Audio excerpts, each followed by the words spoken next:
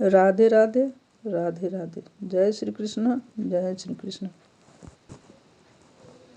सूत जी कहते हैं, राजा परीक्षित एक दिन सरस्वती जी के तट पर गए तो उन्होंने एक क्षुद्र को राक्षस का भेष धारण किए एक बैल को मारने का प्रयास करते देखा। उसे देखते ही राजा को क्रोध आ गया। जैसे ही राजा ने उसे मारना चाहा तो उसने देखा कि उस बैल की 3 टांगें टूटी हुई है। तभी राजा परीक्षित उस बैल से पूछने लगे, हे पशु श्रेष्ठ, तुम्हारी इन टांगों को क्या हुआ है? हे राजन, आपने जो मुझसे प्रश्न पूछा है और उसका उत्तर क्या आप स्वयं नहीं जानते कि दुख सुख देने वाला तो केवल ईश्वर ही है। आप ही यह निर्णय करें कि मेरे दुखों का कारण क्या है। राजा परीक्षित जान गए कि साधारण बैल नहीं, यह तो कोई देव लगता है। वास्तव में यह तो धर्म है। शायद अपने कलयुग का नाम इसीलिए नहीं लिया कि इसका नाम लेने से आपको पाप लगेगा। धर्म के तप, सोच, दया और सत्य 4 रूप हैं। 4-5 इतने से तप, सोच और दया ने अधर्म को तोड़ डाला है। केवल सत्य वाला पांव बाकी रह गया है। यह क्षुद्र रूपी कलयुग और अंतिम टांग सत्य को तोड़ना चाहता है। यह जो गौ रूप धारण किए खड़ी है, यह पृथ्वी है। मैं इस पापी को नहीं छोड़ूंगा। यह कहते हुए परीक्षित तीर चलाने लगा तो चतुर कलयुग राजा के पांव में गिर पड़ा। मुझे क्षमा कर दो, हे राजन, मुझे क्षमा कर दो। क्षमा की बात सुन राजा परीक्षित के मन में दया आ गई। तभी राजा ने उससे कहा, देखो कलयुग, तुम मेरी शरण में आए हो, इसीलिए तुम मेरे मित्र हो। अब मैं तुम्हें यही सलाह दूंगा कि अभी और इसी समय मेरे राज्य से बाहर चले जाओ। महाराज परीक्षित, सारी सृष्टि के तो आप राजा हैं, अब मैं कहाँ जाऊं? तब राजा परीक्षित ने बोले, तुम शराब खानों, वेश्याओं, कसाईयों, चोरों, डाकुओं के पास रह सकते हो और जाने से पहले धर्म, सत्य और पृथ्वी को मुक्त करो। ऐसे ही कलयुग का प्रवेश हो गया। थोड़े दिन के पश्चात राजा जंगल में शिकार खेलने गए तो एक मृग का पीछा करते हुए जंगल में निकल गए। यहाँ पर उन्होंने एक साधु को उपल उपासना करते देखा, किंतु उस साधु को राजा ने दोनों हाथ जोड़कर प्रणाम किया, किंतु उस साधु ने राजा को प्रणाम का कोई उत्तर नहीं दिया। इस पर विश्व सम्राट परीक्षित को बहुत क्रोध आया। क्रोध भरे राजा ने एक मरा हुआ सांप उस साधु के गले में डाल दिया। साधु का बेटा जो बाहर अपने साथियों के साथ खेल रहा था, उसके मित्र ने आकर बताया कि राजा परीक्षित तुम्हारे पिता के कंधे पर सांप रखकर चला गया है। साधु का लड़का बहुत आश्चर्य से बोला कि राजा लोग भी इतने अधर्मी हो गए हैं। कृष्ण जी के परलोक सिधारते ही इन राजाओं ने भी पाप करना शुरू कर दिया है। ऐसे राजा को तो मैं श्राप देता हूँ कि यही सांप ठीक 7वें दिन उसे डस लेगा। साधु ने अपने बेटे की बात सुन आंखें खोली और अपने बेटे से बोला, बेटा, तुमने यह क्या किया जो इस भूल के लिए राजा को मृत्यु दंड दे डाला? अरे मूर्ख, वह तो जगत पिता हैं, जगत पिता विष्णु रूप हैं, फिर उसमें उनका दोष भी क्या है? मैं समाधि लेने के कारण ना तो उसके प्रणाम का उत्तर दे सका, ना जलपान करा सका। अब तो प्रभु ही रक्षा करे। सूत जी कहते हैं, राजा परीक्षित ने घर जाकर सोचा कि मैंने बहुत बुरा काम किया। उस साधु के गले में सांप डालना तो महापाप था। अब तो अवश्य ही मुझ पर कोई संकट आने वाला है। उधर जिस मुनि के गले में सांप डाला था, उसने अपने एक शिष्य के हाथ यह संदेश पहुंचाया कि मेरे बेटे के श्राप के कारण तुम्हें तक्षक नाग डसेगा, जिससे तुम्हारी मृत्यु होगी।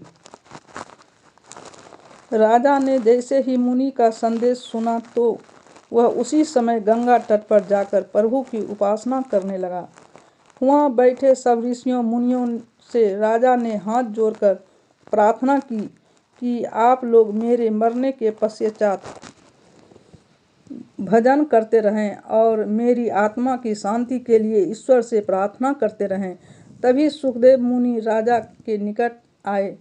राजा ने उनसे पूछा, हे मुनिवर, जिस प्राणी की मृत्यु निकट हो उसे क्या करना चाहिए?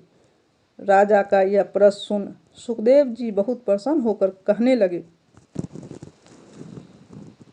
श्री सुखदेव जी कहते हैं, हे राजन, जो भी प्राणी मोक्ष प्राप्त करना चाहता है उसके लिए मैं जिस पुराण का वर्णन आपसे कर रहा हूँ उसका नाम सुख सागर है। इसके ज्ञान से प्राणी मुक्त हो जाता है। अभी तो आपकी आयु के 7 दिन शेष हैं, इसमें भी आप बहुत कुछ कर सकते हैं। इन सारे दिनों में तो पूरा कल्याण हो जाएगा। तब राजा बोले, हे ब्राह्मण, मुझे कल्याण का मार्ग तो बताइए। तब सुखदेव जी कहते हैं, हे राजन, यह सारा संसार प्रभु का ही रूप है। श्री हरि तो विश्व रूप हैं, पवन उसका श्वास है, मुख ब्राह्मण, भुजा क्षत्रिय, अरु वैश्य, उनके 5 क्षुद्र हैं। मोक्ष प्राप्त करने वाले इस स्थूल शरीर में मन को अपनी बुद्धि के धारण करते हैं। जो सच्चे मन से प्रभु की उपासना करते हैं उन्हें मुक्ति मिलती है। हे राजन, प्रलय के अंत में भी ब्रह्मा जी पहली सृष्टि की रचना कर सके। हे राजन, प्रभु प्राणों की आत्मा में स्वयं विराजमान रहते हैं। हृदय में लक्ष्मी इस प्रकार अपने हृदय के अंदर झांककर इस मोह माया की संसार से बहुत दूर जाकर ईश्वर को याद करें तो कल्याण होता है। गति 3 प्रकार की होती है। जो बहुत दान पुण्य करते हैं उसका कल्याण होता है। जो लोग जीवन भर तप करते हैं उसका कल्याण होता है। जो संसार की सारी बुराइयों से दूर मानवता की सेवा करते हैं और प्रभु की उपासना करते हैं। हे राजन, जो भी प्राणी इन तीनों गतियों में लीन रहकर परलोक सिधारता है वह जीवन मृत्यु के चक्र से मुक्त हो जाता है। प्रभु भक्ति की महाशक्ति का दूसरा नाम है। इससे बड़ी शक्ति इस संसार में कोई नहीं, बस यही कल्याण मार्ग है। हे राजन, जो प्रश्न आपने हमसे किया है यही नारद जी ने ब्रह्मा जी से किया था। तब ब्रह्मा जी ने उत्तर दिया था, हे बेटा, तुमने जो मुझसे प्रश्न पूछा उसका उत्तर ध्यान से सुनो। ब्रह्मा जी कहते हैं, तुम मुझे जो ईश्वर कहते हो वह सत्य है, क्योंकि जिससे यह मेरा प्रभाव है। मुझसे परे इस परमात्मा को न जानकर तुम ऐसा कहते हो। मैं ही संसार का सबसे बड़ा प्रकाश हूँ। मैं इस संसार का रचयिता हूँ। मैं ही जीवन हूँ। मैं ही सत्य हूँ। मैं ही कर्ता हूँ। मैं ही कर्म हूँ। जो मुझ पर विश्वास करता है, मेरी उपासना करता है, मैं उसका कल्याण करता हूँ। निर्गुण प्रभु के सत्य, राज, तप, यह तीनों गुण जगत की उत्पत्ति, पालन, संहार के लिए माया करके अंगीकार किए हैं। यह 5 महाभूत, देवता और इंद्रियों के गुण, अध्यात्म अधिभूत, इनमें समता उत्पन्न कराकर वस्तु से नित्य मुक्त आत्मा को जन्म मरण का रूप बंधन में फंसाते हैं। जब प्रकाश विकास की प्राप्ति हुई तब उसमें से गुणों वाली वायु प्रकट हुई। उस वायु का गुण भी शब्द है। जब वायु विकार की प्राप्त हुई उस वायु का गुण भी शब्द है। रूप, स्पर्श आदि गुण जल में है। विकार को प्राप्त हुए जल में से धरती पैदा हुई तो उसके मन से चंद्रमा, दिशा, वायु, वरुण, अश्विनी कुमार, अग्नि, इंद्र, भूपेंद्र, मीन, ब्रह्मा, यह 10 वैकारित देवता प्रकट हुए। फिर इंद्रियां 5 महाभूत गुण न मिलने के कारण रचने में समर्थ नहीं हुए। तब भगवान की शक्ति से प्रेरित सबने कर स्वर मिलाकर सत असत को ले दोनों प्रकार की स्थूल दृष्टि की रचना की। सहस्र विधि पर पर्यंत यह जल में पड़ा रहा। तब इसके पश्चात ईश्वर ने जीव को चेतन किया। जो प्राणी उस अंडे के अंदर से निकले वे बुद्धिमान लोग नीचे के 7 अंक ने 7 लोक की कल्पना करते। ब्रह्मलोक वैकुंठ सनातन है। रूप और तेज भगवान के नेत्रों से पैदा हुए हैं। वर्ण और सूर्य का स्थान भगवान के कान में है। इन तीनों लोकों के ऊपर महालोक है। उसके ऊपर जनलोक सत्यलोक है। विद्या और अविद्या दोनों उपासना मार्ग है। प्राणी अपनों कर्मों के अनुसार अपने लिए इनमें से कोई एक मार्ग चुन लेता है। यज्ञ के बिना हर प्राणी अधूरा है।